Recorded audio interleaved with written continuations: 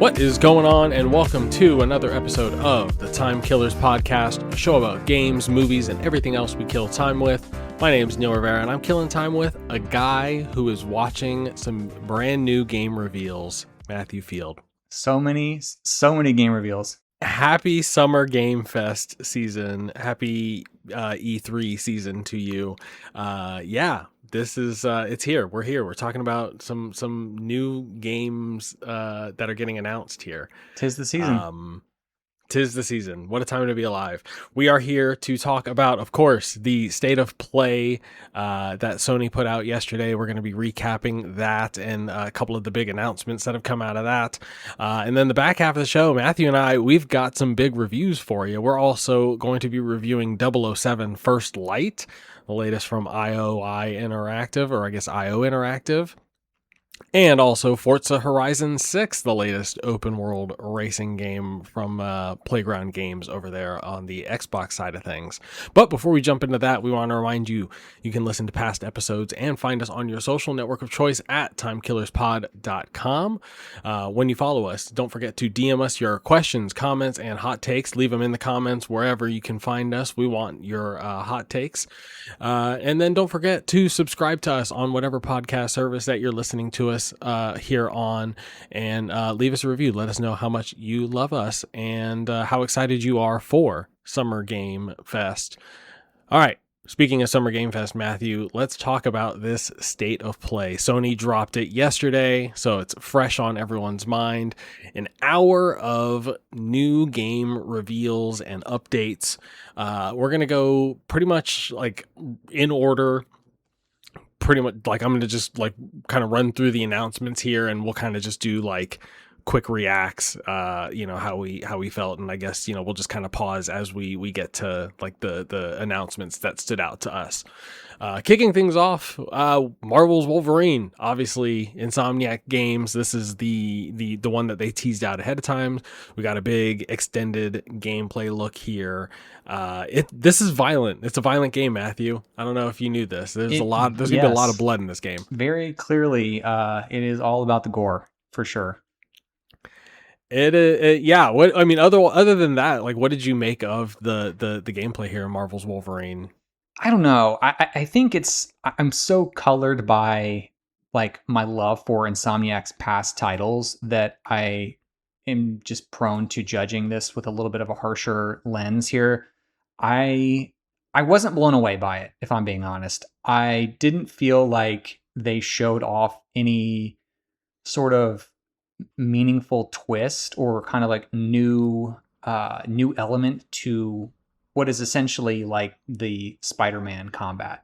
And obviously we're judging just a few minute trailer here against, multiple Spider-Man games where you have, powers and abilities that evolve over the course of the runtime. So maybe I'm being a little bit uncharitable here, but overall what they showed didn't really, it didn't pique my interest. I'm not ruling it out. I'm not labeling this a disaster or anything, but they didn't show me anything like to really catch my eye.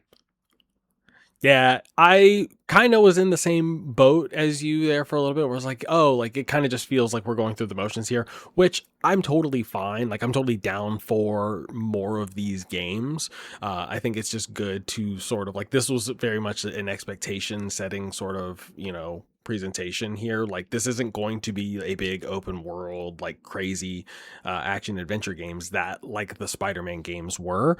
This is going to be something smaller, more contained, more linear, more focused, with opportunities for player agency. But yeah, like the moment to moment stuff, definitely I can see where you're coming from. Like they're definitely leaning more into the edginess of just the violence and the gore. But yeah, like I share some of your concerns. I did read IGN did a big old interview there with the creative director and the combat lead over there in Insomniac Games, and their one little tidbit that I did glean from that was there is that like that sort of rage meter that Logan has. that seems to be where the most like interesting things are happening with the combat, where like you're building it up, you can choose to store it and use it as a revive if you die, or you can spend it to, you know, like enhance your attacks and you know, be more like aggressive. So like I think risk reward there is interesting, and how they play with that obviously in the later game, in the later stages, is going to be critical. But yeah, I don't think, you know, this is going to be like as big as the Spider-Man games, and that's totally fine. But I think it's good to sort of get that expectation out ahead of time. Yeah, I mean, it's sort of weird because I mean, it is, and it is an expectations thing, you know, like you're saying, like you have to reframe your expectations because we're used to getting these massive open worlds in the Spider-Man games, and it's like, okay, well, if they're taking a break, which I mean, I think there's going to be another Spider-Man game, but if they're delaying it in order to make this, what's the spark? Like, what makes them really like passionate about this, or what's the selling point for this? What's the reason that we're being, you know, this other Spider-Man game is being put behind it, right? And I just, Right. yeah, like I said, I don't really. Maybe there is something. It's just not quite apparent to me what the catch is, and like what made them so excited about it, and what made Sony excited about it really is yet. But like I said, I'm a huge Insomniac fan. I think they are probably low key the best developer, at least the most consistent developer in Sony's first party lineup. So I'm still very interested. Yeah, I agree with that. That's September 15th that's coming out, so locked and loaded. You will, the theme to emerge from this show is that September is going to be a very, very busy month, as many of the games that were revealed here revealed release dates in and around the month of September. Moving on through the showcase here, we also got another look at Marvel Tokon, which is that game from Arc System Works, the fighting game. You know, I think this looks great. I know we're not fighting guys particularly, but you know, it seems like this is speaking to the 2D fighting sickos, the fighting Yeah. game community, as it should. Yeah. I mean, like you say, I'm not a fighting game person. But art style looks cool. Cast of characters looks cool. Yeah. I mean, that's at a purely surface level. It seems like it's interesting, but you know, I'm just not a fighting games person, so I won't be probably engaging with this too much. As a Marvel sicko, you know, and as someone who yearns for the return of like really good Marvel versus Capcom, this sort of fills that hole and that void. So like I could see myself picking this up. I'm not going to spend, you know, the $70 at launch to play through it and get my ass kicked online. But Yeah. you know, it is something that, yeah, maybe if it's on sale or something, I'll throw down in. Like the cast looks phenomenal. You know, we had a you know, a deeper look at, you know, like Doctor Doom and Magneto and Green Goblin. So some really cool villains that don't really get a lot of love in Marvel fighting games are going to show up here. So looks cool, man. That is still dated for 2026. I don't think that got an official release date, but not 100% sure there. I think it says August 6th, maybe. Is that right? Could be. I didn't write Okay. down the release Yeah. date. Yeah, August 6th. Yeah, that's correct. Yeah. Moving on, we got another look at, or I guess not another look, but a reveal of arguably one of the worst kept secrets in games, Rayman Legends Retold. This is the remake of Rayman Legends. Turns out it also includes, I believe, a remaster of sorts of Rayman Origins. I am still confused as to why this game exists. I'm not, you know, I loved, and as someone who loved Rayman Origins and Rayman Legends, like, I don't really see the need for these games to be remade. And I'm also not a fan of the art style that they're using for the remakes. So, like, this is going to be an easy pass for me. Yeah, I'm in the same boat. I get why they want to kind of bring these games to a new, maybe younger audience that wasn't there before. I think I think what I've gotten everything that I need out of Rayman already, Hmm. and without some kind of reinvention of the series, I'm not sure there's enough there to really pull me back in. Yeah. Yeah, much would have rathered a sequel in the same style here. So like this, yeah, I don't know. Good luck to you. Hope it finds the audience that they're looking for over Yeah. there. Speaking of audiences, I know that you and I are the target audience for Bancho the Chef. This is the spin-off game based on the character in the Dave the Diver series. So for those of you who don't know, Dave the Diver, famously half like sort of underwater spelunking fishing game, and then also half of it was you were running and managing a sushi restaurant, with Bancho being the like sort of head chef. So this appears to be all about Bancho, his origin, and it seems to be just the cooking portion of the games, which speaks to me because I didn't really vibe with the like the underwater parts of Dave the Diver. So this is definitely calling to me. I'm with you. I think low key this may be like the best announcement, the best trailer. They got like the jaw drop from me during the state of play. I think this was I didn't know this was coming. I'm super excited about it. I'm like you. I thought that the actual cooking sections of Dave the Diver were the best, and yeah, I'm super excited for this. Bancho just as a character too, like Oh, just super like fantastic! already Yeah, iconic. Like yeah, I would dare say he's icon status. for So sure. yeah, Yeah. I think they're gonna really lean into the humor and have a good time with it. I'm excited for it. I'm also excited for Kemuri.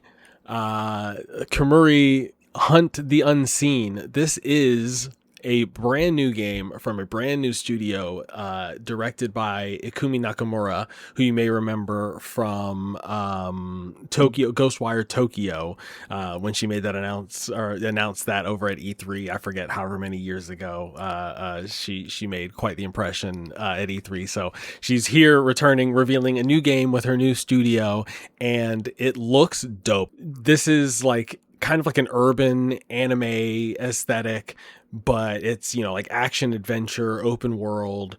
It's got 3-player co-op. It resembles like Nier in a lot of ways, Nier Automata. Really cool. Matthew, what did you think of Kemuri? I'm hoping you're into this because I want to play with you. I am. I actually was not super sure about it on the first time I saw the trailer. Then they mentioned towards the end of the trailer that it's got the co-op, and I was like, oh, okay. And it kind of centered things for me. And I Yeah. went back and watched the trailer again, and it all kind of clicked into place at that point. So yeah, I mean, it seems like a good blend of. I mean, there's like it's fast paced. It's got a little bit of the Ghostwire Tokyo DNA. You can kind of tell with it with the yokai and like being in Tokyo and all that. But it's much faster paced, like almost like a Jet Set Radio like Yeah. vibe to it. And then you're running up buildings and stuff like along with some pretty sick looking combat. So yeah, I mean, I think this has a lot of potential. Yeah, I'll definitely keep an eye on it.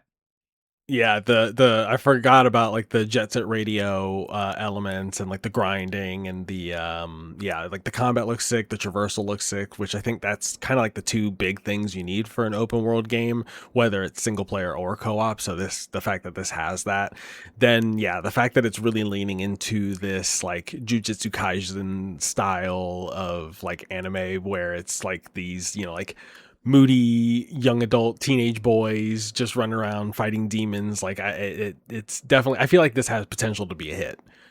I think so. Yeah, it's definitely got a lot of potential.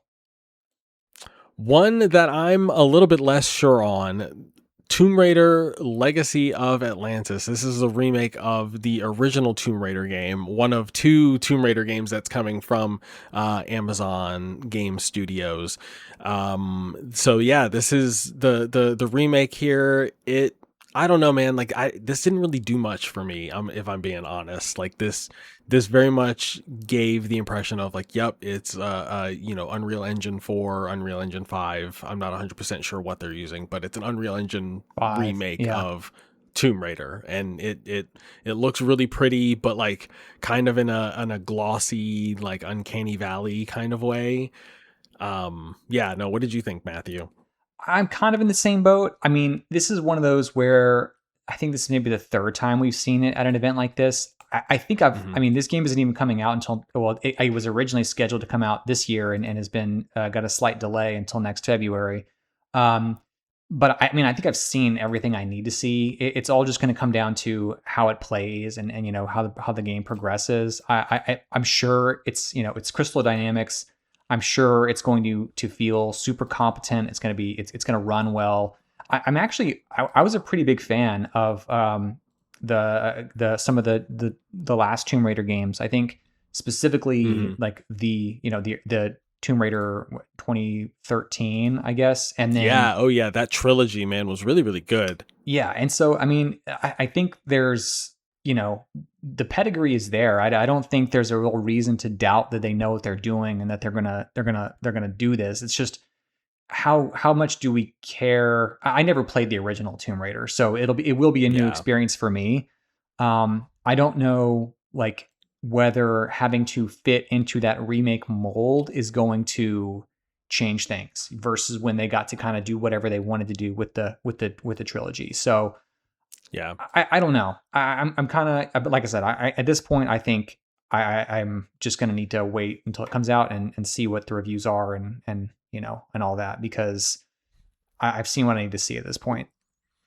Yeah. Regardless, I mean, even, this gameplay trailer notwithstanding, I was always more interested and excited for the sequel that they teased out at the Game Awards last Yes. year. Like Yeah. this looks cool, and I'm excited that they're doing it, and good for the fans of the original that exist out there. But yeah, like give me the new Lara, the open world, like that looks more interesting and exciting for me.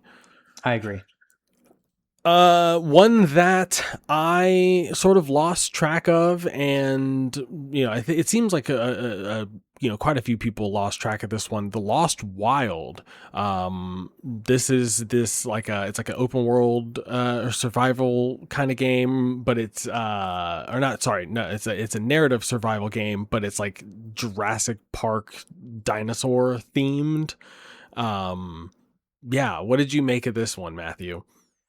I I had also forgotten that we'd seen this before. In fact, I still Yeah. couldn't tell you where we saw it. I mean, I don't know. There's Th- not really enough here, and it's also strange to have shown it off before and to come back after this long, however long it actually was. I couldn't tell you, but and to have such an insubstantial trailer, you know, like yeah. this feels like the trailer that you drop when you're teasing it and you have the full one later. But we've already gone through Yeah. that, so I have no idea. Like there's too little here for me to tell.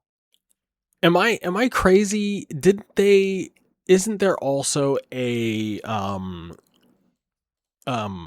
Jurassic Park game being developed by the folks that did Alien Isolation? Like, isn't there, or is this that? I thought there were two separate games, but I thought there was one specifically with the Jurassic Park, Jurassic World license. There is, and I don't know if Okay. it's that developer. There is another one though. Yeah. Okay. So yeah, I thought I was going crazy because I thought this was that, and then to see that, yeah, it's the Lost Wild, and it's like sort of Survivor, detached Jurassic Park from. Survivor, or Okay. Survival, which is by Saber Interactive. Yeah. So yeah, this just kind of strange. I'm with you in that, like, this trailer didn't really show me much, and it's not benefiting from the IP in the way that that one at least is, whereas like I kind of already associated what this game is going for with that game, with the Jurassic Park or Jurassic World Survivor. So yeah, I don't know, man. I'm interested to see, when those games are releasing, and if they are able to differentiate from one another. Because yeah, otherwise it could be pretty confusing. Yeah.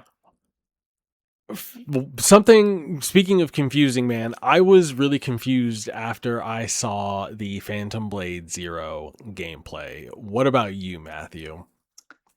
Confused in what way?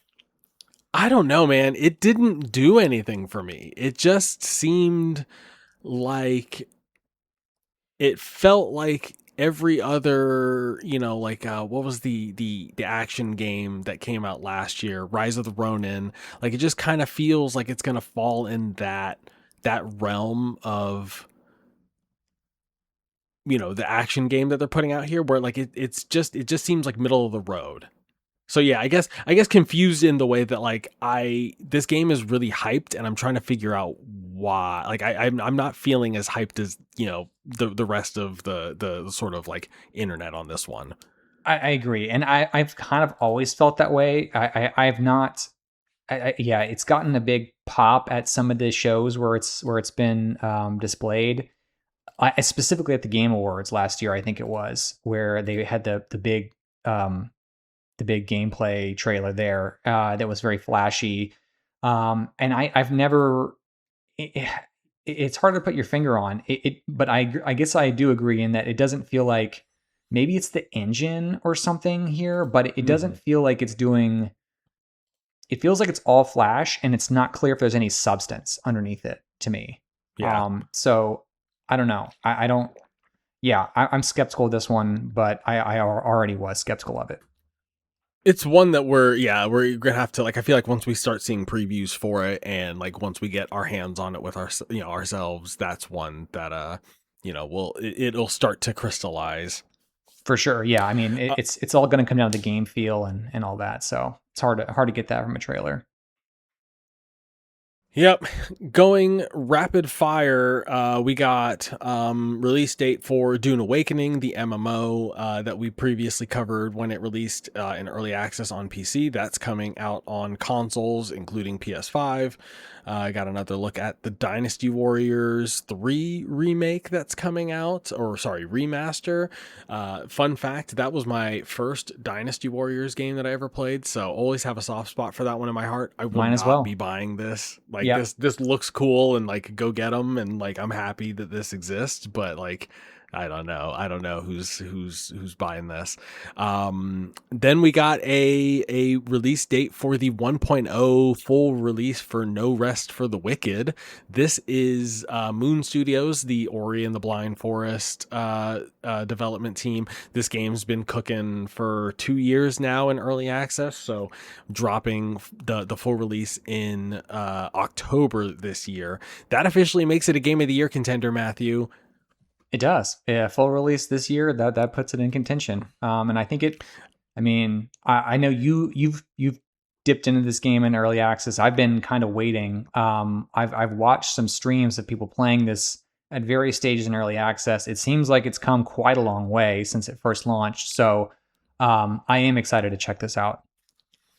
Yeah, I think it's got potential to make some noise in, award type noise. It's really doing some unique stuff with not only the Souls formula, but ARPGs in general too. Just really unique, and just got like a really cool art style, and punishing but fun, and just like really punchy, weighty combat. So yeah, I'm excited to dive into the full release. I dipped into it, and I am at a point where like I'm waiting for the full release to just dive in fully. So yeah, excited for No Rest for the Wicked. That drops in, it's October 2nd. Yeah, October 2nd this year in 1.0. Another game that I have been very excited for, Onimusha Way of the Sword got another gameplay look and a release date reveal, September 25th. Matthew, what did you make of Onimusha? I still think this looks okay. I don't. I have very little history with the series. I did not play the remaster. This looks. I mean, it looks pretty cool. The big dude when he licked that woman's face was pretty gross. I think Yeah, it's solid. yeah. I think it's definitely you know and there's a trend here, right? Like we talk, there and the showcase had a lot of like third person action titles. Yeah, dudes with swords too, Dudes with specifically. swords, yeah. And I don't know that putting all of these back to back to back like that does a whole lot of favors for the group as a whole. Because if you watch this showcase and you didn't have previous experience with this, are you gonna know which one was Onimusha and which one was Phantom Blade Zero? Like, are you gonna be able to, if you saw both of those games for the first time and didn't have any previous history, are you gonna be able to separate those in your mind if you were like quizzed on it or whatever? Like I don't know that this is like maybe a Yeah. larger complaint with the way that they did this showcase overall. But I think that speaks to maybe a lack of variety in what they have in the near term slate. But I mean, just to talk about Onimusha specifically, I think this has potential. I think the action and then kind of the look and the way the game seems to play speaks to me more than Phantom Blade Zero does. I'll say that.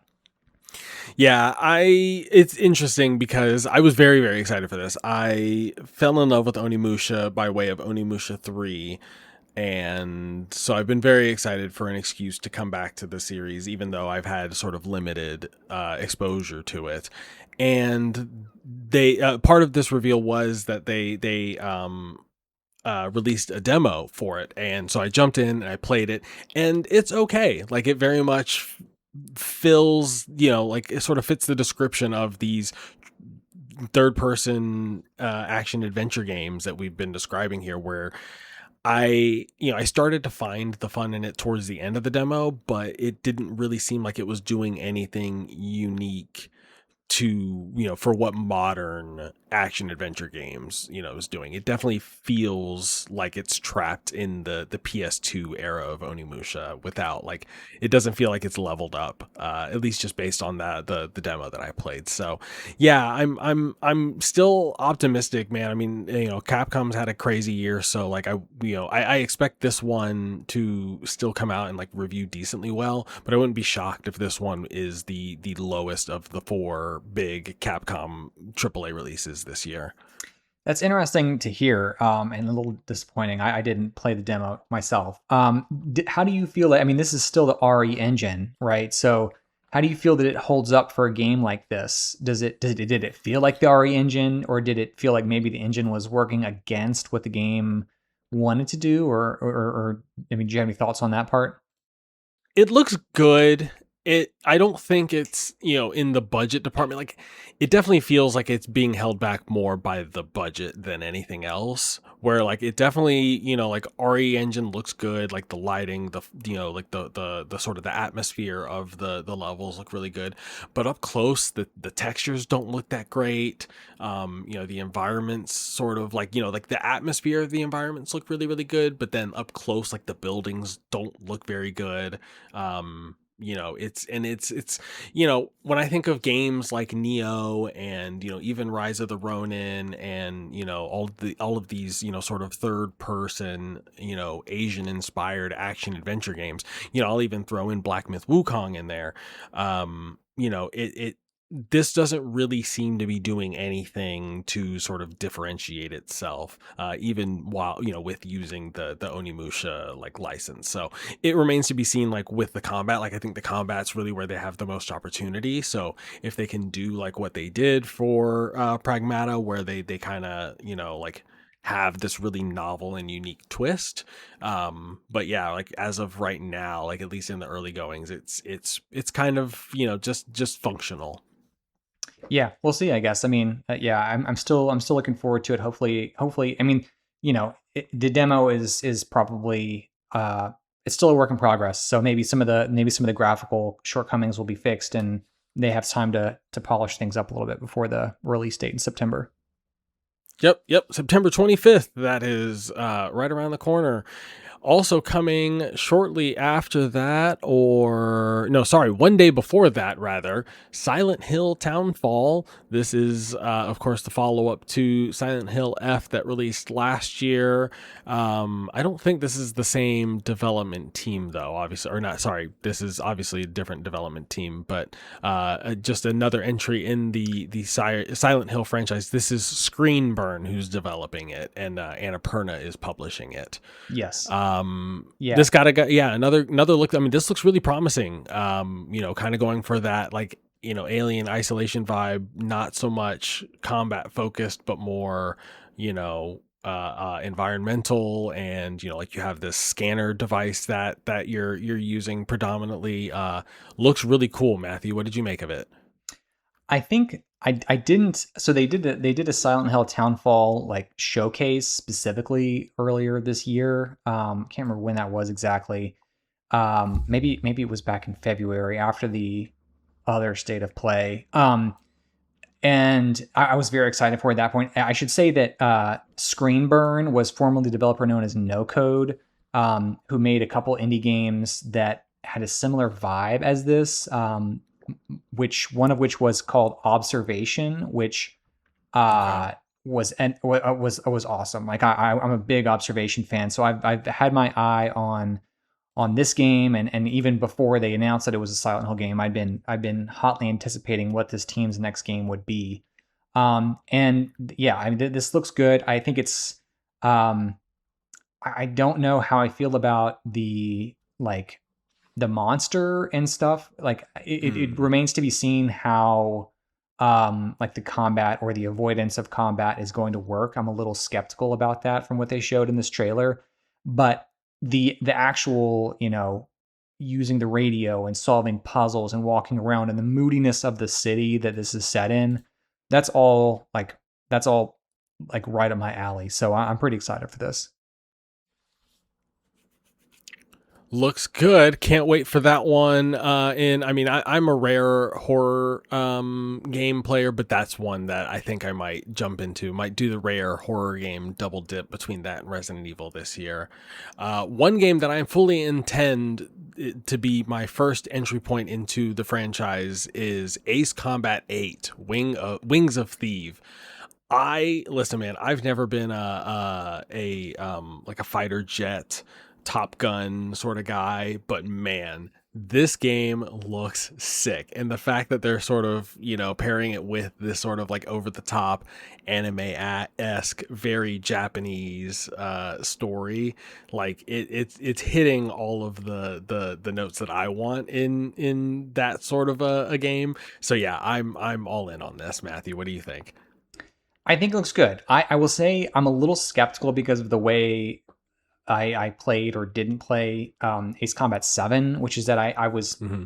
I really liked the first impression that it made, and then I fell off of it pretty hard later. I think this I dig what they're doing with the narrative here more than what they were doing with 7. It appears they're giving that a little bit more emphasis, which I think um a downside of 7. Um, so we'll see. I mean, I don't know. Like it is very much like it's hard to know how serious they're gonna be taking the story. Like it does have like a little bit of the anime influence, but then it turns around and you're like, like you're in a Top Gun like serious scenario. So the tone is going to be interesting to see if they can maintain it, or if the shifts make sense, or are believable. So I think I mean, these are good trailers. I'm just a little knowing what these games have been in the past. Yeah. I'm reserving a little bit of my excitement. Yeah, I think it's good to set expectations because I got sold on that trailer, and not having any sort of history with the franchise, that's definitely one that I'm going to wait for reviews on, but it looks very promising for sure. Another one that caught me by surprise, truthfully, and I would dare say is one of my the most the I would say I was surprised in this show. Stuntman Hollywood. The trailer for this starts off, and it's kind of just a series of cars, iconic cars, racing, and so it kind of is unclear until a certain point what the game even is. But this is a reboot of the sort of iconic, I'm calling it iconic, PS2 franchise, where you play as a stunt driver on a Hollywood set. So think less racing and pole position and trying to get first place, and or even something like the driver games where you're playing more a getaway driver. This is more about like hitting marks and making sure that you're in the right position for the scene that's being filmed for a fictional movie. So the fact that they're leaning into all of these established IPs and licenses, the fact that they were able to even get them is really impressive.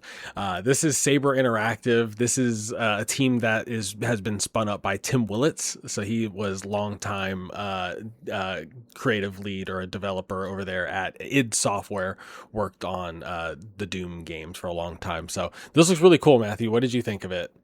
I think it looks cool. Yeah, I mean, it's not to spoil our conversation about Forza Horizon later, but I think we need more variety in terms of what kind of car games that are out here. And we had what was the one you played earlier this year? Oh, Screamer. Screamer, and we have this, like, with there being a lack of like Need for Speed and like Burnout style games. I think there's room for this, and this seems really cool. I don't know if what everything they showed off in the trailer was like in engine, or if it was all kind of just like CG or whatever. But I think they did have a little bit of gameplay, at least at the very end, after they had the title card. But yeah, I think this looks cool. Yeah, I'm interested in this for sure. One game I personally am not interested in, and truthfully, if I'm going to be frank, I think I'm getting to the point where I'm not interested in anything that Munfish has to sell here. We got another look at Ill, which is this first person horror shooter from I guess it's this like Munfish creative house. It's self-published by Team Clout, but it's also, I guess, under that umbrella. So it's the Atomic Heart people. They're sort of publishing a bunch of these like just really gross first-person shooters. Did this do anything for you, Matthew? I mean, sort of. I think the like intensity and fidelity of the graphics is like shockingly good in a way that makes me wonder if this is actually going to ship in the state. Like it seems almost too good to be true in like an Atomic Heart kind of way. So I don't know. Like it looks visually super impressive. Like even some of the dismemberment that was going on with the enemies you're facing is like just unlike anything that you find even in like Resident Evil. So I'm sort of interested just to see if they pull it off.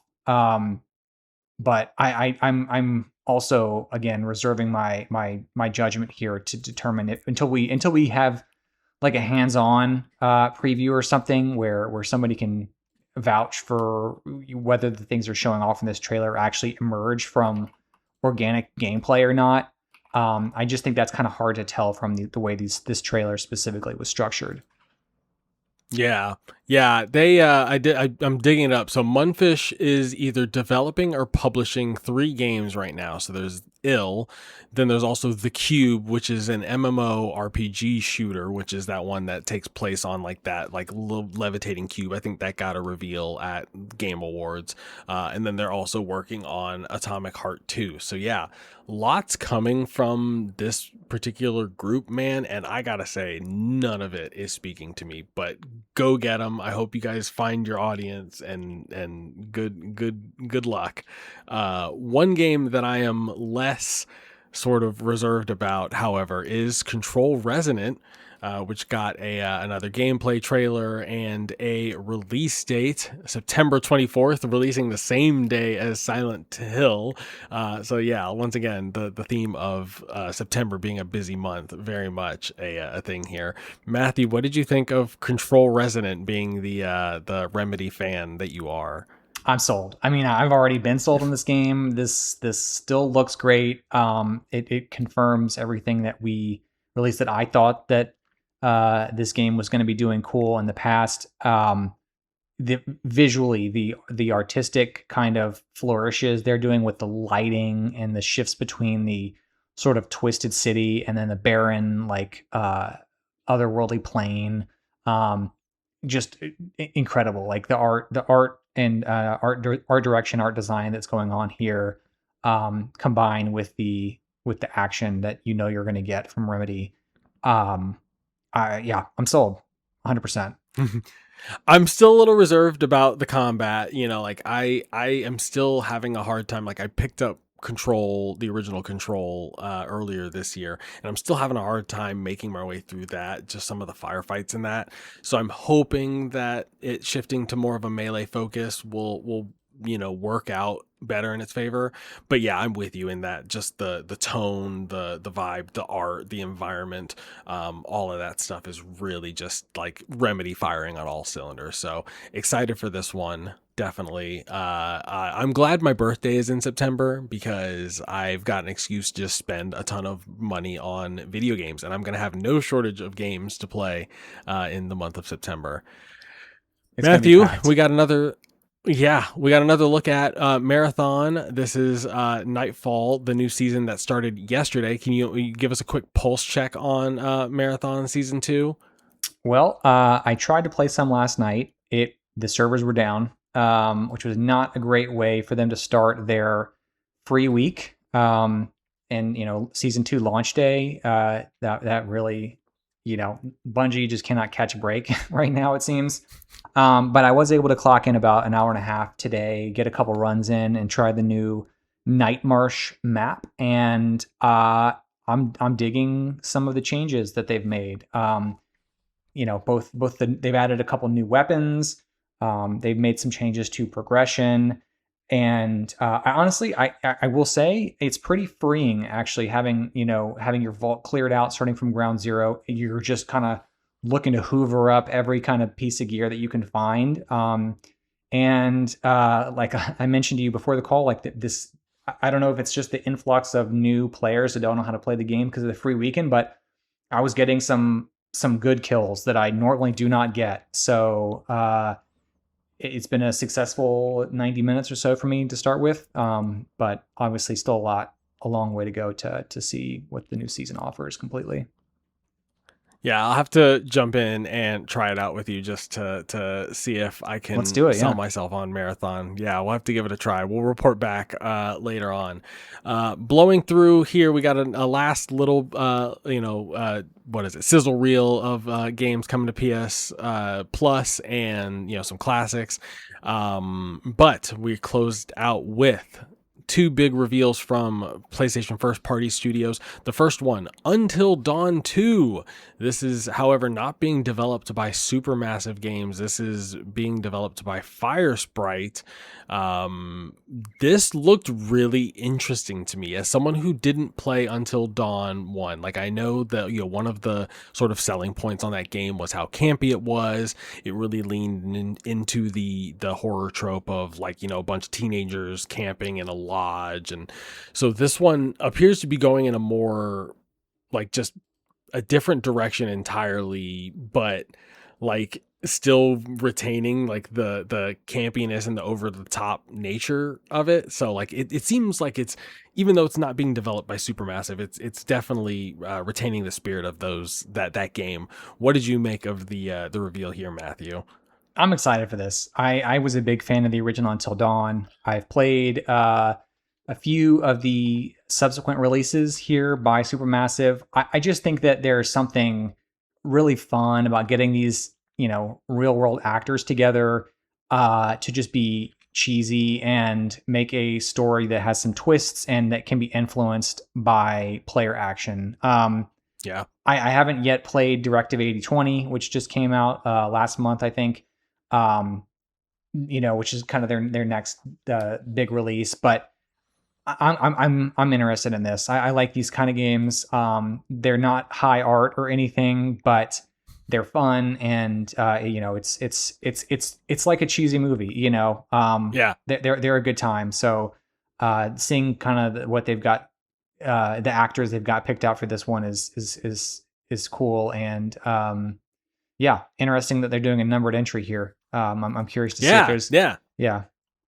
It was bold that they went, Until Dawn 2. And I'll shout out the facial animation just looks phenomenal in this. If this is indicative of what the final game is going to look like, if this was in engine, like this is going to be a stunner. Yeah. Yeah, and yeah, like I said, as someone who, I'm typically not into these kind of, horror games, but this one definitely, like, it had a fun energy to it that made me, like, if not want to be the one actually playing through it, like, at least be in the room watching someone and helping influence some of the decisions. Like, it definitely seems like one that would be a good party game. Yeah, and they've got mechanics now in a lot of these games, and I'm assuming they'll include it here. But like where you can have like party mode where you're either passing the controller around or like doing like votes on what actions to take as things are happening. So yeah, I think it's fun. It's a good party game, like you say. It's coming 2027. All right, Matthew, we closed out the state of play with a deep dive into the brand new game from Sony Santa Monica Studio. This is God of War Laufey. This is the I guess a sequel, but it's more it's a follow up to God of War 2018, God of War Ragnarok. It stars Deborah Ann Wool as Faye, the wife of Kratos and mother of Atreus.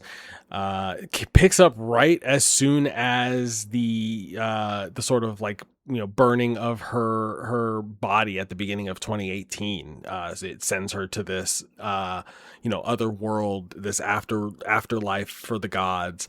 So she wakes up and immediately is thrust into danger. We get a 20-minute look, a 20-minute gameplay demo. They're going through showing off her combat. As we make our way through, gives us a closer look of, at the antagonists, the different mythologies that they're going to be pulling through here. And then finally at the end of the demo, we kind of get a full look of what the full sort of combat's going to look like, complete with, the side characters, Frank the cube and Rue the ribbon and the sword. So yeah, they're going for a more like adventurous vibe here. Like I'm looking at the cover art and it's very like high fantasy. Like the Thor MCU movies come to mind, where it really mixes this sort of like high fantasy with more modern sensibilities. So I'm excited for this one, Matthew. What did you think of this?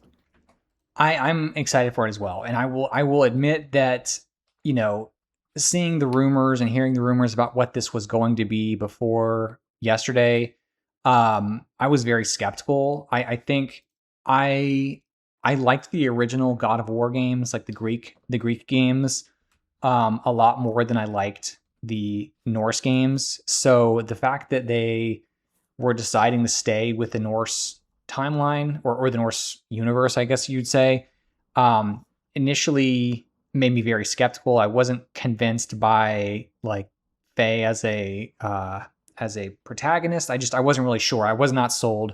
I liked but didn't love Ragnarok. So I was pleasantly surprised by how this game appears to be changing the tone a little bit, like maybe not being so self-serious, which I think it could pay off. It's an interesting Yeah. direction to take it, but also by like seemingly really overhauling the combat here. Yeah. I missed the like Devil May Cry style combat from the original God of Wars in 2018 in Ragnarok. And this, while it keeps the same camera perspective, it seems to be bringing back a little bit more of that more combo chain focused fluid Yeah. combat style More of juggling. juggling. Yeah, when she pulled up the juggle move, I was like, "Oh, are we back? Are we back?" When she bounced the dude off of the cube to then The jump cube, in the yeah. air and then continue like yeah, like I knew the combat. It took, I agree with you, like it took me a while to sort of warm up to the combat that they, in the way that they were presenting it. It definitely was more of a slow build, but by the time that they got to end, I was like, okay, yeah, like they are firing on all cylinders here and like they know what they're doing. What did you think about how this like trailer was, I mean, it wasn't really even a trailer. It was just like what appears to be the beginning of the game, like just Yeah. from the jump. How did you feel like that worked, and or did it work for you? And like, do you think it was a good decision? I don't know. I definitely think that it could have, as far like for this being the initial announcement of the game, I think it could have used a teaser stinger of some sort, at least like revealing like, hey, yeah, this is a game about Faye. I think getting all of that, like processing that, then having to process the combat, it not really being that great in the first 5 to 7 minutes, to then finally being won over in the end. I think it was kind of a weird sort of trajectory to go on. And I think, yeah, like if they had at least made the announcement in a way, I don't know, man. I'd love to be on a fly on the wall over there at Sony, and like deciding like how to reveal this game, but then like to even see the big marketing blowout. They've essentially put out like 2 or 3 different like documentary style interviews with different members, Corey Barlog, the cast. Like we've got all this behind the scenes footage of them like doing mocap already. So like they clearly wanted to do like a big rollout for it. But yeah, like I don't know. I'm a little split on if like we needed the full 20 minutes right here, especially at the end of a show. Yeah, I'm with you. I think I can see why they wanted to do it this way, right? I mean, to some extent, it's similar to how they introduced God of War 2018. That wasn't quite like at the beginning of the game, the way that seemingly this was. Like, that it did have an extended gameplay look, if I recall correctly, but it was just like, Kratos hunting with Atreus. Um, I agree that we didn't need all of this. Like it was too long. It was just too Mhm. long, I think. But I think overall it shows a lot of faith in one, it shows that they're definitely not that far away from releasing this thing. Um, Yeah. and two, it shows a lot of faith in like just where they're at and what the product is, and how comfortable they are showing this off. It's like, hey, we have nothing to hide here. We're not going to try to edit around any kind of slow section in gameplay, or something that may not fit in Right. a traditional trailer. This is it. Like this is how you're going to be doing it, and we're confident that you're going to enjoy it. So I do respect it in that regard, but I also think that I think it could have been distilled down. Yeah. A little bit cleaner. One criticism I saw levied a lot was like, yeah, there's a lot of sliding through hallways and corridors, which we've been doing that since the PS4 days. So yeah, like I think we could have edited around some of those, but I understand you're going for tone and the continuous camera shot and whatever. But yeah, I think there's ways that you can get around that in a presentation. Like okay, now we're going to jump ahead to this moment instead of presenting it as 20 uninterrupted minutes.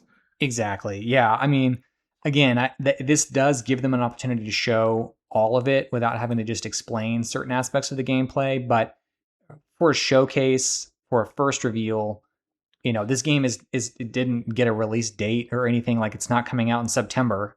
So there's going to be other opportunities here. I think that it probably would have been more beneficial to just show a little bit of the flavor and then the big combat section at the end.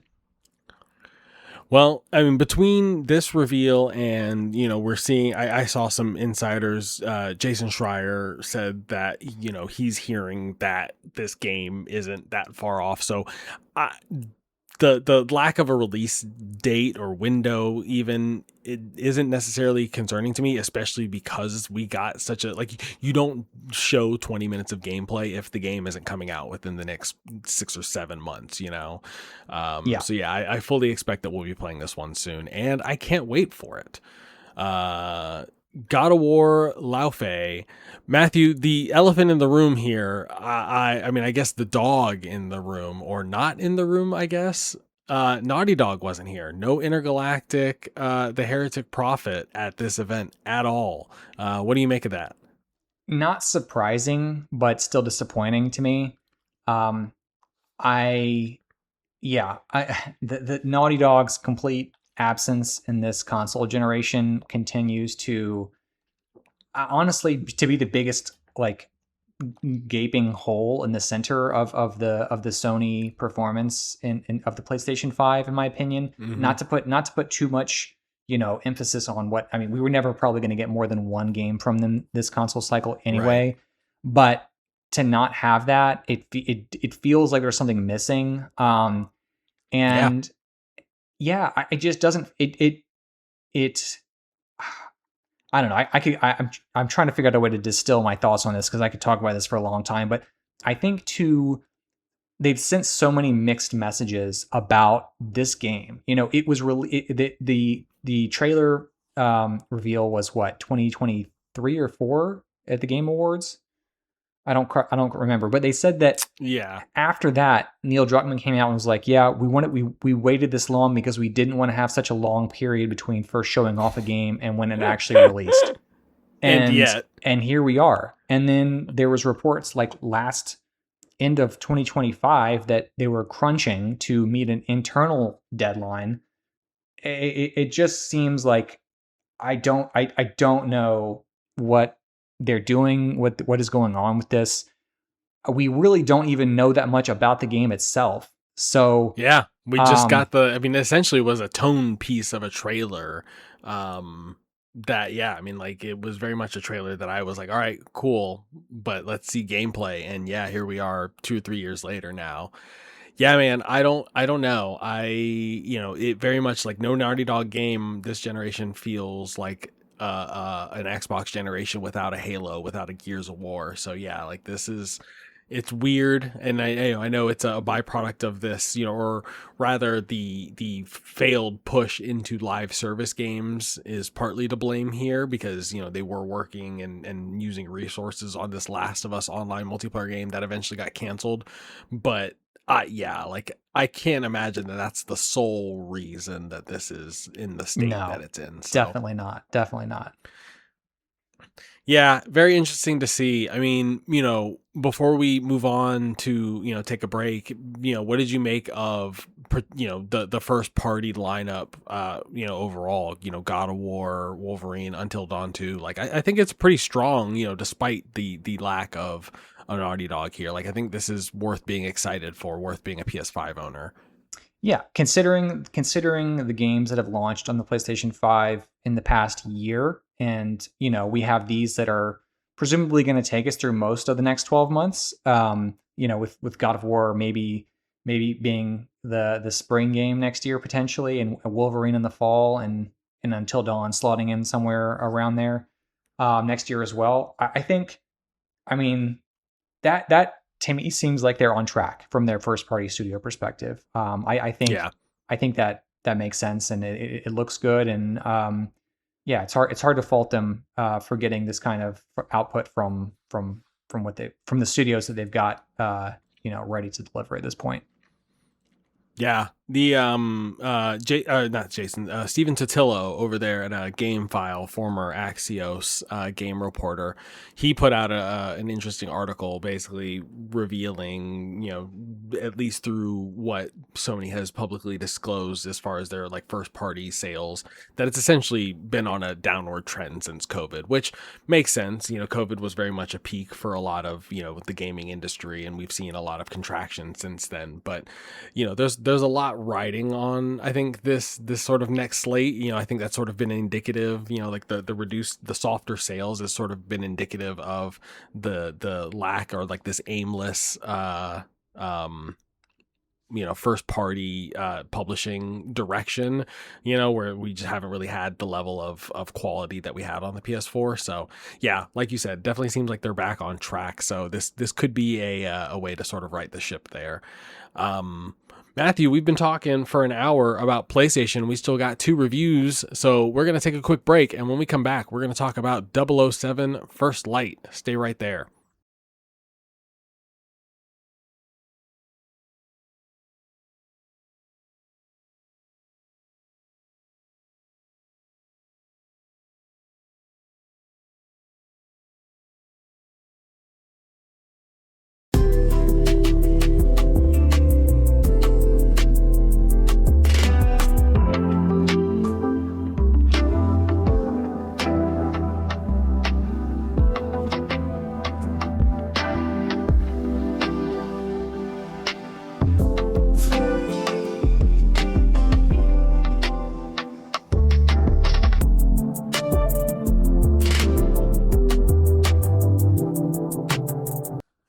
And we're back.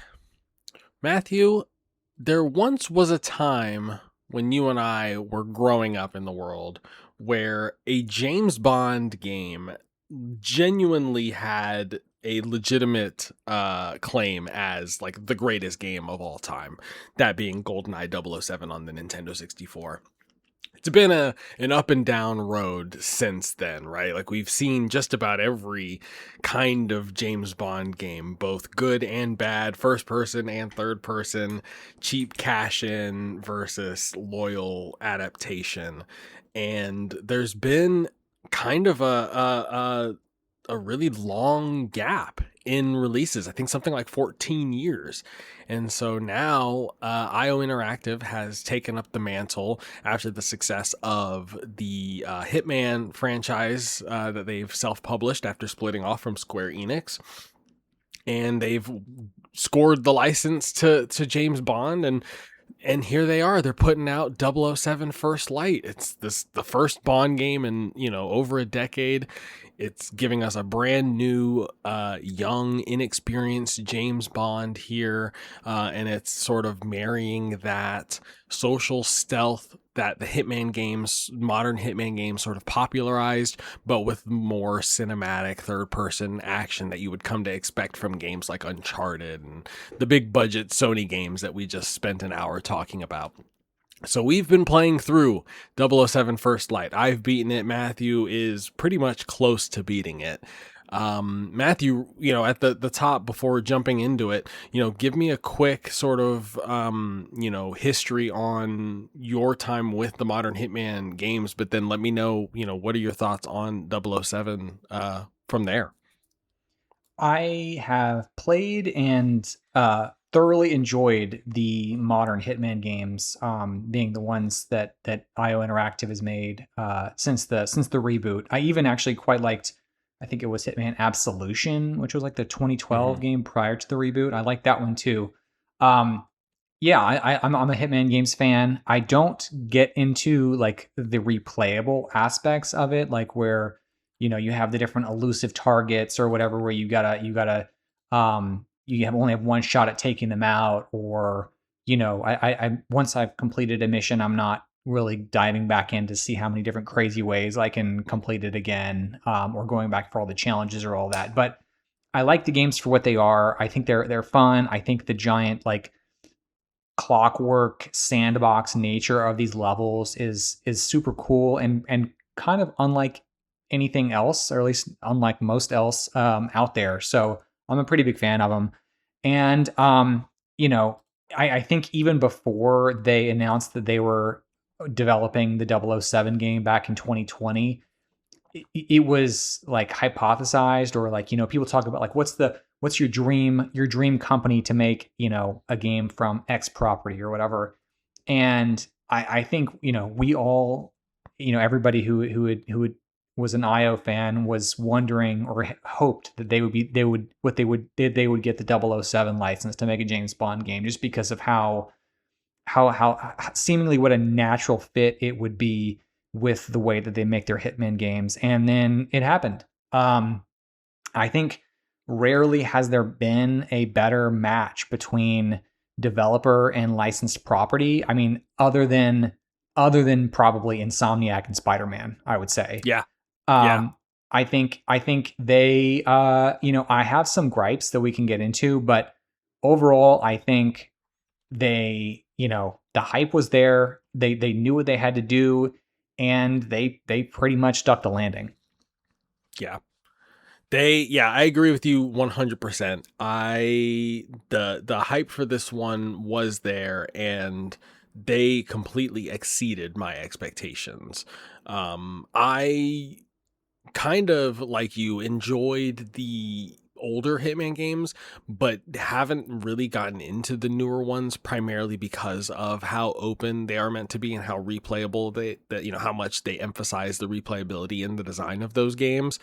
I just don't enjoy the feeling of being on like a timer and like having to account for like, okay, I need to be here before this NPC gets here to do this. So that was a big concern coming into this game, was like having to manage those sort of internal clocks. And so the the combination of the social stealth elements and the action really spoke to me because they sanded down a lot of those rough edges for me. And so it really allowed me to get into the parts that I really enjoyed about those games, which is the immersion and the ability to think on my feet and find solutions organically in the world. And I mean, let's just jump in because the environments in this game are insane. I know we just talked about Saros last week, but I think this is another contender for like just environment art, like just top tier here.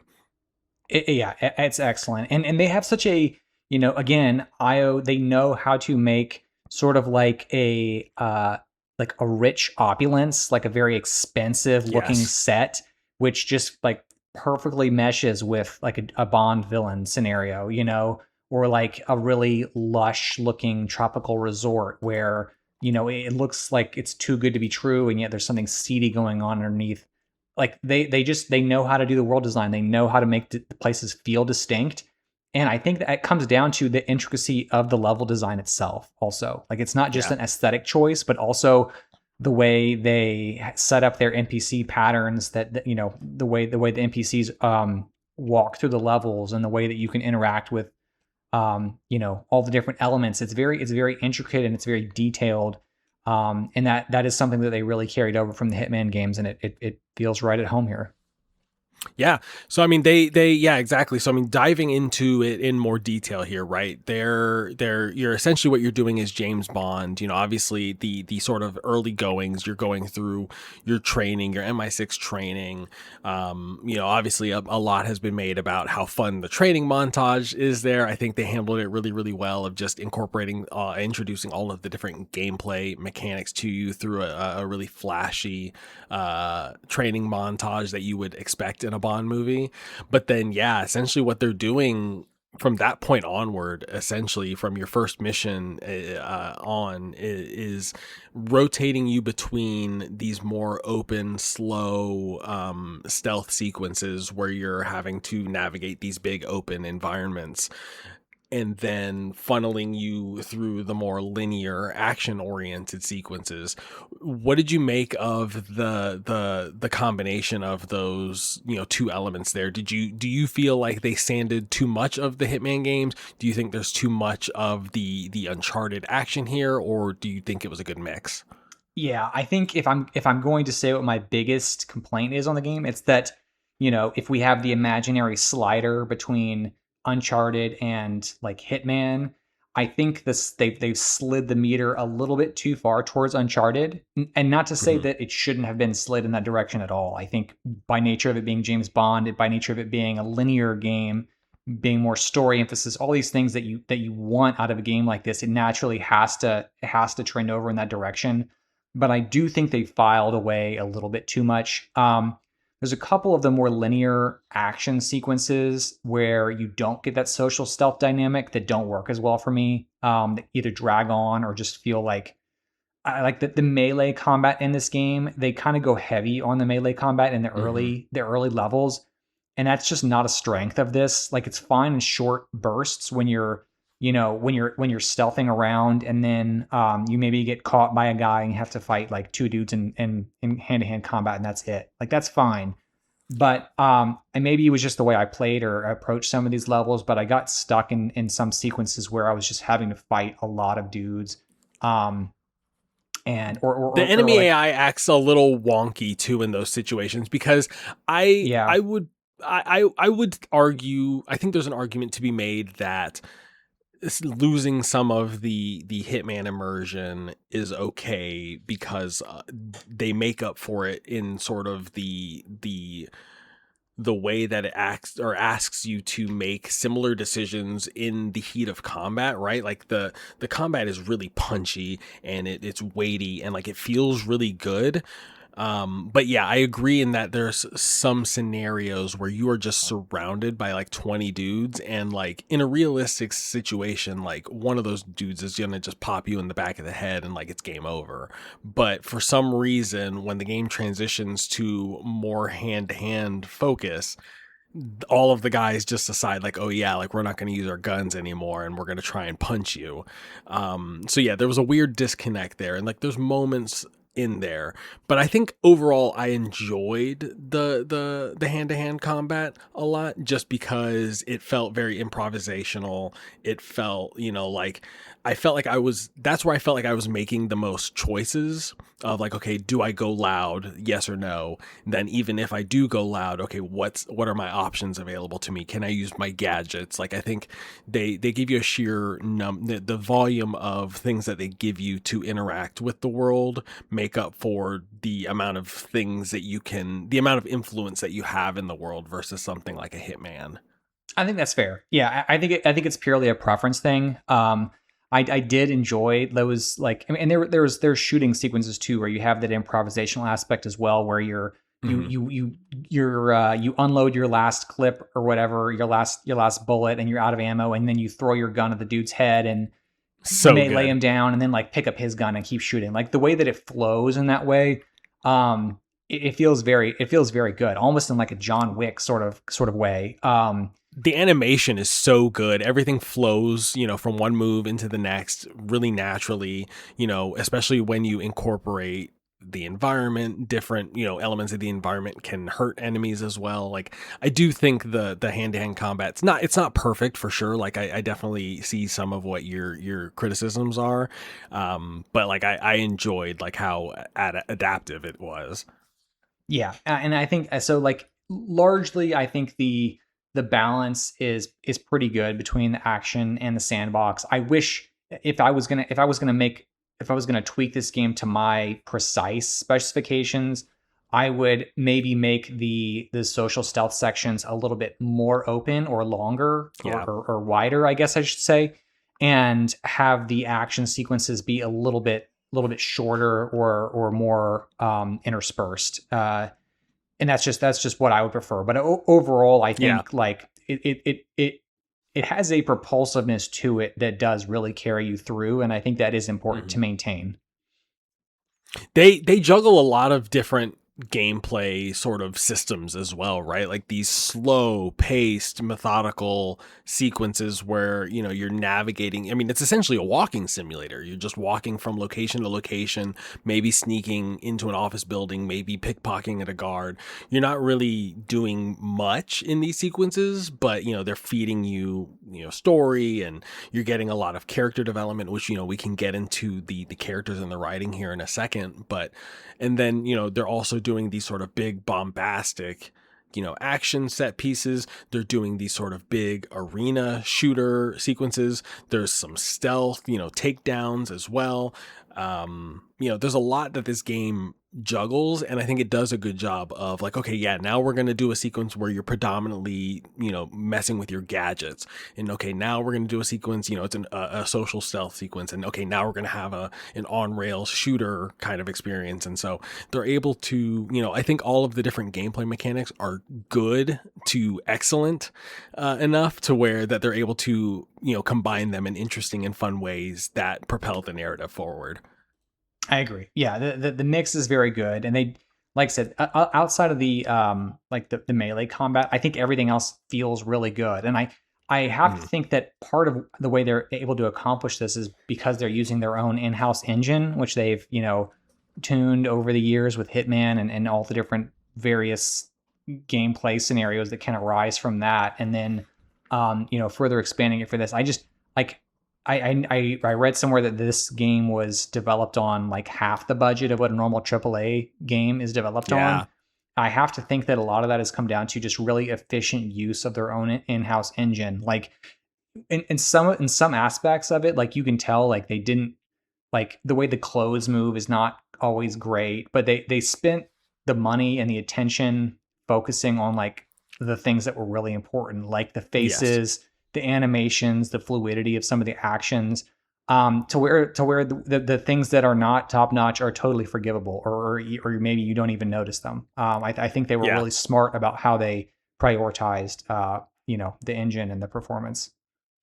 Yeah, this very much earns the $70 price tag just in terms of the production value. I agree with you 100% that they spent the budget in the wisest way possible, especially accounting for the fact that they're working with an IP like Bond.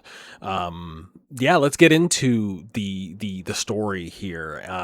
Yeah, I thought this was a strength here of the game. I think Patrick Gibson, the actor who plays Bond, does a phenomenal job. I think they do enough with the young Bond angle that makes him an interesting enough character, and then also grounding it in modern days, like literally 2026 this game takes place, and seeing how a young Bond interacts with the problems of today's world. And I think that it was just a really interesting take on the character.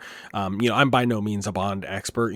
I've watched the movies here and there, and most of my exposures to the character have come from the games. But I would dare say that the story, and then the cast, both the main cast and the supporting cast, I would say that they stand with any of the Daniel Craig, any of the Bond movies that I've seen for sure. I mostly agree. I think the characters here and the specifically the writing for the characters. I mean, the writing in Hitman is not bad. There's just a lot more of it here, and they really got to flex Hmm. some good writing, like the wittiness of James Bond and also Moneypenny, or all of the characters. Oh There's like yeah. a real authentic British humor to all of these characters. Which like and you talk about the walking segments, you always feel like you're doing something. Like Hmm. when you're listening to them, or like they're giving you pieces of information, or they're just like kind of interacting or teasing each other. It always feels like meaningful, and it's always building the characters. So I really enjoyed all the writing here. I thought that was very impressive.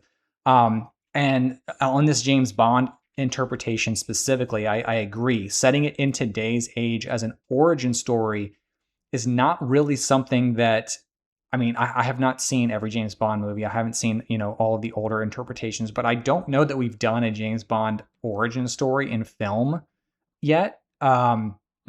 And so setting him as specifically as a younger character, you can see some of the personality traits that will be developed and that will come out to become like the kind of prototypical James Bond in maybe, you know, 15 to 20 years worth of Yeah. age and experience.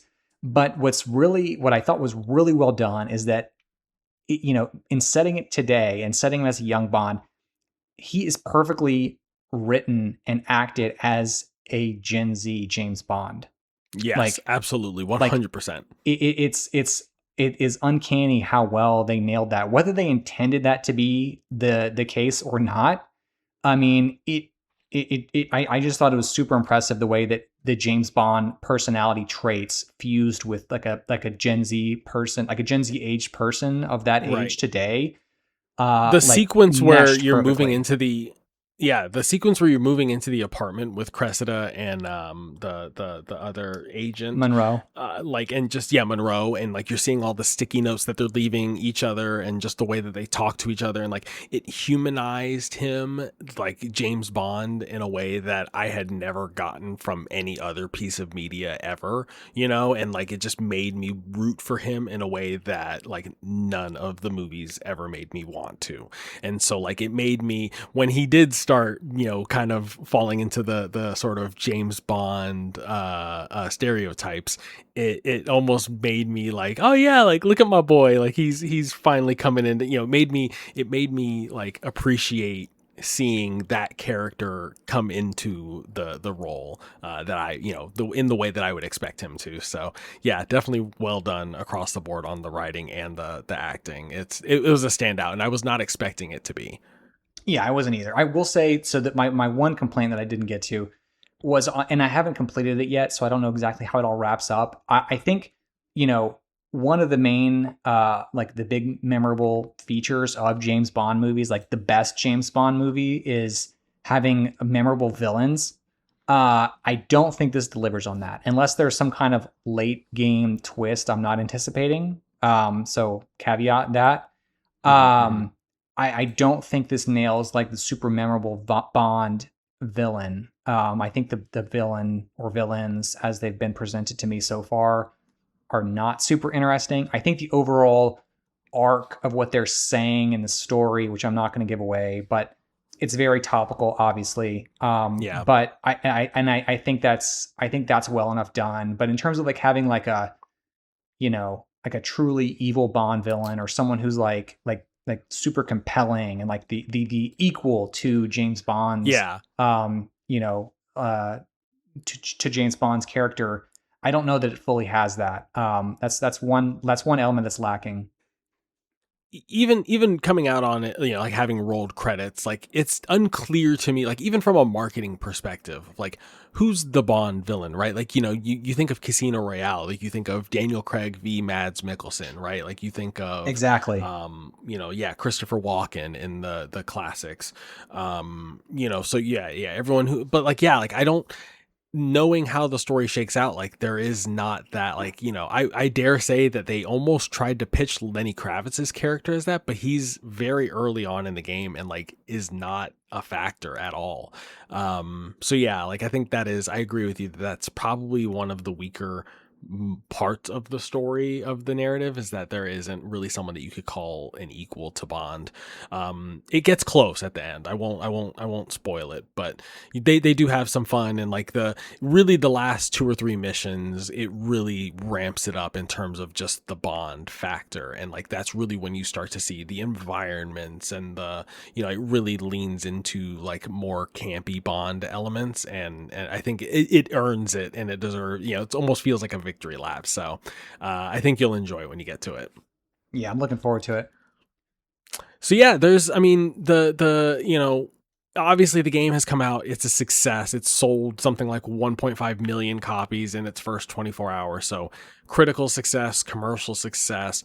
Obviously, there is the big lingering question of IP. So while this game was in development, the original IP holders sold to Amazon MGM. And shortly before we started recording this, actually, they put out a very like passive aggressive, like it had a very threatening aura, just legal statement basically affirming that like, hey, any future James Bond games are going to be published by Amazon MGM games. People are reading into that and saying like, oh, like this is it, this is a one-off, there's not going to be a sequel, Amazon's gonna just do their own weird in-house thing. That's obviously not necessarily the case. It's just them saying like, hey, we want to make sure we got a cut of the publishing because they're the IP holders. So regardless, the whether or not this game gets a sequel, the publishing agreement is going to change. But my question to you, Matthew, is do you think that IO is going to get another stab at this given the current state of the IP? If it was anybody else other than Amazon that owned the IP now, I would be saying 100% no doubt. But Amazon has fumbled the ball so many times when it comes to their gaming department and their gaming division. I honestly can't tell you that they wouldn't make the obviously correct decision here and give and let IO continue to run with this. I could honestly see them saying no thanks, like we're gonna do this in-house. Yeah. And then coming up with some shoddy solution that is not good and doesn't sell. I could actually see them making that bad decision. Unfortunately, I want to hope that they don't, because I think IO has spent the time. Like I don't think it would even take as long as it took them to make this game to crank out another one of these. I mean, like they've got the foundation. They've got and they did it at an efficient rate, and it really seems like the budget being low was also because the IP didn't cost them an arm and a leg. Does that change this time around? Does Amazon want a bigger cut? Yeah, I mean, I assume that they would be doing the publishing instead of IO, which they would be taking. Right. I would assume they would be taking a bigger cut of the profits. And in the way that statement was released, it threatening aura is exactly the way that I would describe it. Lots of like legalese, or it's a very legally legally phrased. Here, I'll read it here. I'll quote it. Yeah. We did not make First Light. We do not have a stake in it because we do have a stake in it because we now own the IP. But that IP acquisition happened after the First Light IO deal was already done. Which, yeah, like if you're anyone who understands anything about IP in video games, it basically just says that like, yeah, like, hey, if you want to do this, you have to go through us now. Right. What's the way that Yeah. what's the way the kids say it now? They're mogging, like they're posturing to make it seem like to let everybody know that they're like the owners now, like they're the big dogs. Like we get it, but like make the right decision here. It's not a hard call. It's you're being handed like you're going for a uncontested layup in terms of making this decision. And they just got to put the ball in the net. Like it's an easy call. Just do it. Yeah, I would hate to see the world where they turn down an IOI First Light sequel, whatever that looks like, in favor of going with, someone unproven, untested, God forbid, an in-house studio, because we all know how that's worked out for Amazon so far. Hopefully IO gets another shot at this. If not, I'd be very interested to see what the next Hitman game looks like if they go with another IP. So, but if we don't get another James Bond game, I'm confident in saying that IO gave us the best one ever. What do you think? I mean, I think I as someone who does not have nostalgia for GoldenEye, I think I would say yes. Probably, and that's somewhat of an easy call because it has been, like you said, 14 years since we got one. I was a big fan of Everything or Nothing back in 2004, I guess. Which looks absolutely archaic if you go to look at it now. So like it just, you can't even compare it. Everything or Nothing is also my favorite Bond game up until this one. So and this one, easily clears it in terms of the visual bar for sure. Yeah. So, I mean, I would say, again, I haven't quite finished this, but assuming this wraps up well and is satisfying ending and everything, I would say probably yes. This is my favorite James Bond game.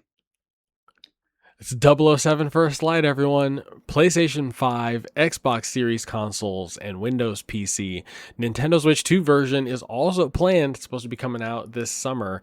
If that comes out and is running somewhat well, which a lot of Nintendo Switch 2 ports have been, I have no reason to suspect that it wouldn't run well.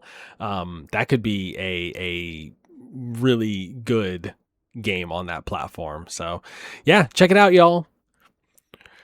Matthew, we got one more game to talk about, and it is Forza Horizon 6. This is obviously the well-known open world racing game developed by Playground Games, published over there by Xbox Game Studios. It's been out in the wild for a while now. We've been playing it. I've been playing. I haven't checked my in-game timer, but I'm probably in the 15 to 20 hour range.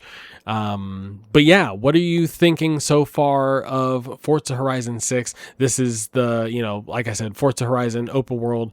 The big thing here is that it's taking place in Japan. So Matthew, what are you thinking about your time racing on the streets of Tokyo so far? I like it. I mean, I think that, we talked about this previously, and I was wondering if, the last couple Horizon games I've played a little bit of, seen what it's about, done some races, maybe 5 to 10 hours, and then said, okay, that's, for one reason or another, just didn't pick it back up again. And I sort of can see myself doing that here. But there also is a couple extra elements that are present in this one that makes me think that I'll keep coming back to a little bit longer. What is it? The elements that'll make me come back. Yeah. It's like the Japan tourism stuff. Like the Explore Japan sequences where you either just have you're either just driving caravans, or you're doing tasks for people, or helping photographers get photos, when you're using your car. Just kind of the less intensive stuff where you're just kind of hanging out and like it feels like you are more in tune with the setting than when you are just doing, the kind of races, which and the races are all awesome too. I mean but Right. that's come to be, you expect that at this point, right? Like the bar is so high for these games. It's actually incredible that they continue to make games this consistently good in the way that they do. Like I feel like And we're gonna fun like, and diverse too. Like, I mean, there's a lot of stuff to do, and like, yeah, I mean, like, it's chock full of content too. yeah, like it feels almost like perfunctory to play this game, like because we all knew that this game was pretty much going to be excellent, but it's like LeBron James. Like we take it for granted, like he like like LeBron James. These Forza Horizon games have been so good for so long. We assume that they're always going to be there, and I could see in 15 years from now or whatever, we look back and we're like, wow, we did not appreciate having these games the way that like we should have when they were coming out. Yeah. Like this could be the golden era of this kind of open world driving game, that is all due to the consistency of this one franchise. And even though I have bounced off of some of these, not because I dislike them, just because there wasn't enough like enough pulling me back in. um just because that's happened doesn't mean that I don't think these are remarkable games, and that are really impressive on just about every level. I agree. And I mean, yeah, I that's kind of how I feel about Horizon 6 here, is that this is probably my favorite Forza Horizon game, just in terms of the setting, the vibe. I mean, like it reminds me so much of like 90s racing sims and even arcade racers like Rage Racer, Ridge Racer, Gran Turismo, like just being in Japan using Japanese cars, a lot of them, there's a lot of like 90s throwbacks in here too. So like just like the focus on the Japanese car culture is really resonating with me as well.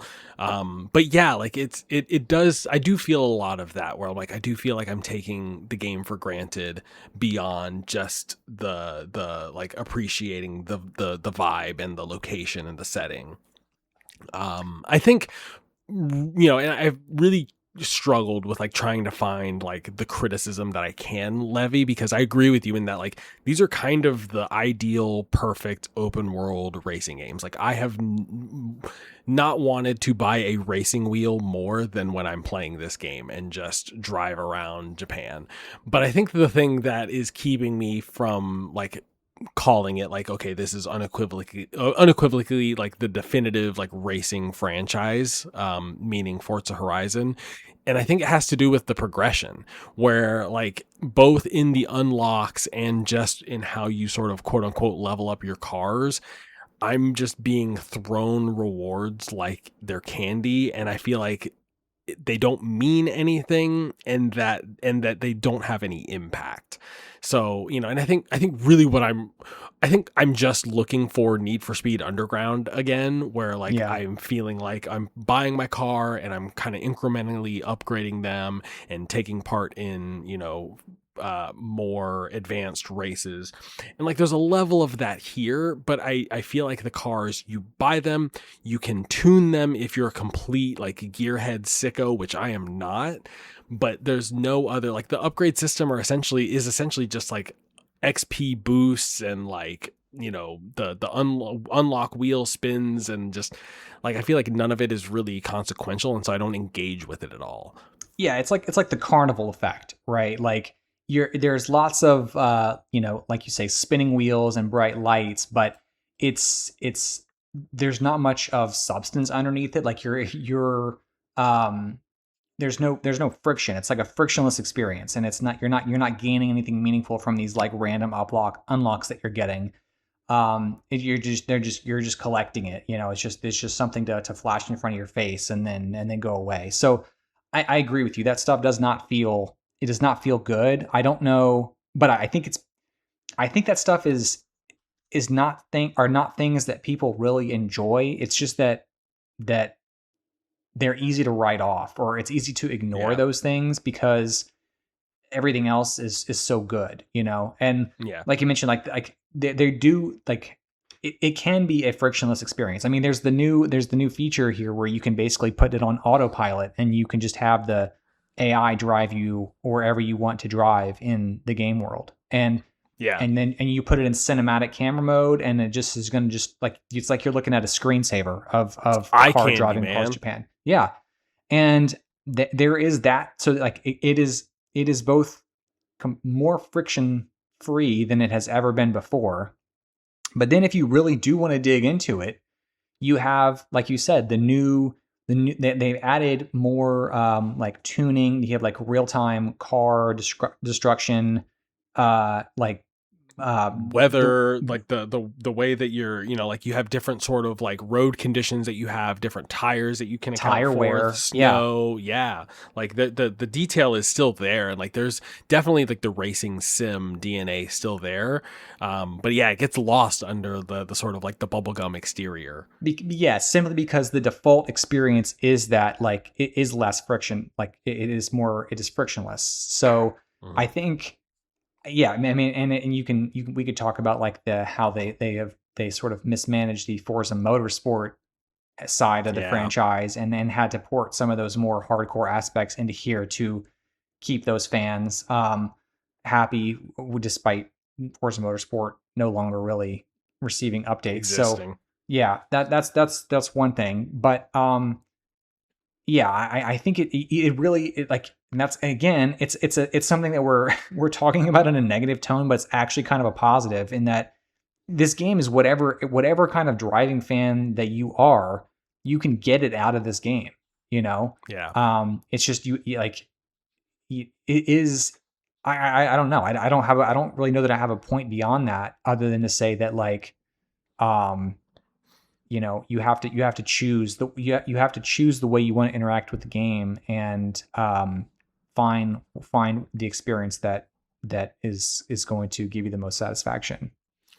I think this is sort of the perfect scenario, or the perfect kind of game that Xbox sort of envisions for like a Game Pass first ecosystem, where it is just these sort of recurring mass appeal games that are hyper detailed and appeal to a very specific interest or niche, right? Like I'm thinking of something like, Flight Simulator, where like that has a really hardcore dedicated audience, and like people who are really into just the level of detail that those games provide, where like Forza Horizon offers that in a degree, where like I see people with like the full 6 degrees of motion racing setup that, have it tuned to match their cars, that like, if you really want to get into it, you can. And like there's, the hobby side of it, but then there's enough appeal that casuals can get in.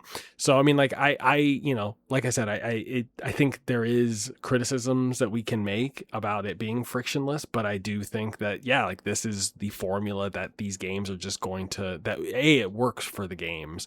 It's got something like 6 million players already since it released, so like clearly it's finding an audience, and clearly the design works. So I wouldn't want them or expect them to change that. But yeah, I do miss the more hardcore motorsport aspects of it. So I would like to see in, like a Horizon 7 or moving forward, like how do you incorporate some of those elements and make me feel like, while I have the freedom to buy whatever car and participate in whatever events I want, I'm still sort of making these incremental progress or incremental upgrades towards being better and being more competitive. Yeah, at this point, I mean, the franchise is just far too big and successful for them to change the default formula too much. I think the most that you can hope for is to continue to you know, have them add more features in, like they did with the some of the more racing sim-esque elements here, that will only be used and discovered by the people who are the real enthusiasts. I don't think we're going to be getting anything like, you know, it is still the Horizon Festival. You're still going to have the DJs making corny jokes in between tracks as you soar across, the landscape. Like that's just kind of synonymous with the vibe they're going for here. I don't think that any, in the foreseeable future, Forza Horizon 7 or 8 will deviate too far from that formula. I do hope they continue to find ways to kind of experiment with some of the, obviously the locations, but also like some of the story elements. Not that there's a real strong narrative here, but I think the Explore Japan stuff where they at least have a cast of characters, which I think may be the first time that they've had an actual, some characters that you interact with outside of your own character. I think that stuff is interesting, and they can maybe do more with it. So yeah, I want them to continue to find ways to experiment within the framework that they are locked into by nature of their own success. Yeah. I mean, and even if we don't necessarily get much experimentation or innovation from them, there are some startups and, new teams that are starting to pop up, X Playground and Forza Horizon devs, there's Clutch that's coming out, and then there's Gavin Rayburn, who's one of the former Horizon devs, has got a narrative-led open world racing game. Matthew, is there anything about like going on with those two that you can speak to that maybe that you'd want to see from those that might lead to some of these changes that we're talking about?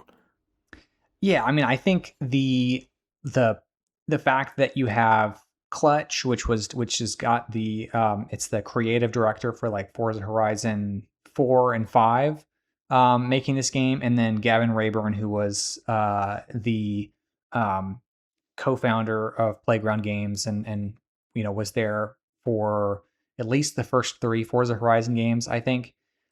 Making, they've gone on to found new studios and they're still making driving games. But I think that kind of, if I'm going to read between the lines here, I think it suggests that Playground Games, at least the non-Fable side, like the side that's still developing racing games, they're not being encouraged to experiment in the way that these kind of creative folks, the people who were maybe wanting to push the racing genre in some different directions, like they no longer have that flexibility because of how successful Forza Horizon has been. They're going to continue to make sequels of this without much deviation, and if